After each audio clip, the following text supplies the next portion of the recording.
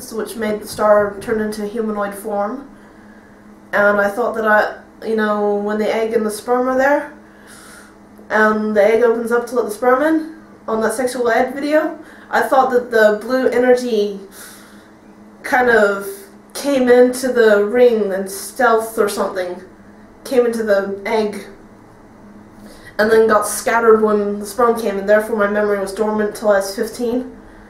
Yeah, it was a whole interesting, complicated theory about how I was an alien. I'm not an alien. I know that now. I'm a human being. I'm dirt just like the rest of you guys. You're not worthless. You're worth everything to Jesus. And now I know that. But back then, I thought humans were worthless. I thought, what am I doing being here? Oh yeah, I'm just on a mission of observation, and I'm not allowed to tell anybody. I had an older brother who was contacting me telepathically. Older brother, telepathically contacting me. That was a demon. I didn't know.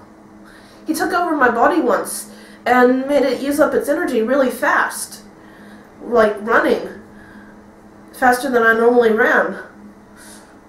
I have my memories intact because, like, the demons didn't completely take me over.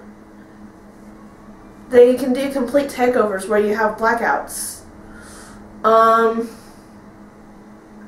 God lived in me too, so I still have my memories.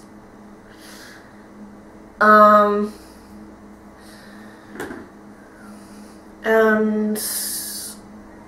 he messed me up. I started getting intensively lots more demon attacks and nightmares with that guy. I started getting evil images in my head, like flesh ripping off and stuff like that. And what else? I've seen both sides. I've seen Jesus too. I held hands with him and stood on top of my bed. I was fighting demons off with martial arts moves, which is really silly, but that was the only way I knew how to fight at the time. And then Jesus flew in, and the demons fled, and I nearly kicked Jesus. And you know what? He was always there for me. Even when I was an alien who wished that I had the immortal power of something or another, Jesus still loved me, and he still loves you if you're into your anime and your crazy alien stuff that you see on TV and your kooky music that puts you in a trance.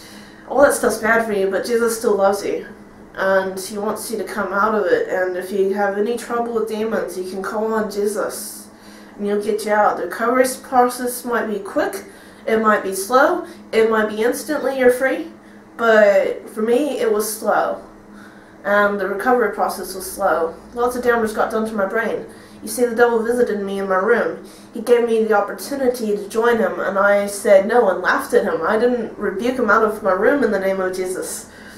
You're supposed to say, get out in the name of Jesus, and stay out in the name of Jesus. Tell him to stay out in the name of Jesus. But you know what? That's my phone. But you know what? I didn't do that. So later on at 2 in the morning, the devil comes back with his claws like that. There's like 3 of them. And he's like, I'm the devil, I'm Satan, I'm going to torture you, I'm going to test you like I tested Job. You ever heard of Job? Yeah, he lost his family, he lost his health, so his skin was coming off, blackened, and he had worms inside him. Yeah, and he had boils on him. It was terrible. So when I had read about this, when I heard this, I was just frightened out of my wits. I mean, I was half asleep too, so I was like, what? Oh, I hadn't gone to sleep yet, but I was nearly there. I was wasted.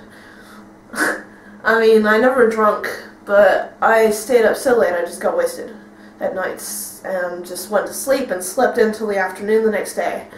That was what I did when I was 15. And so, like,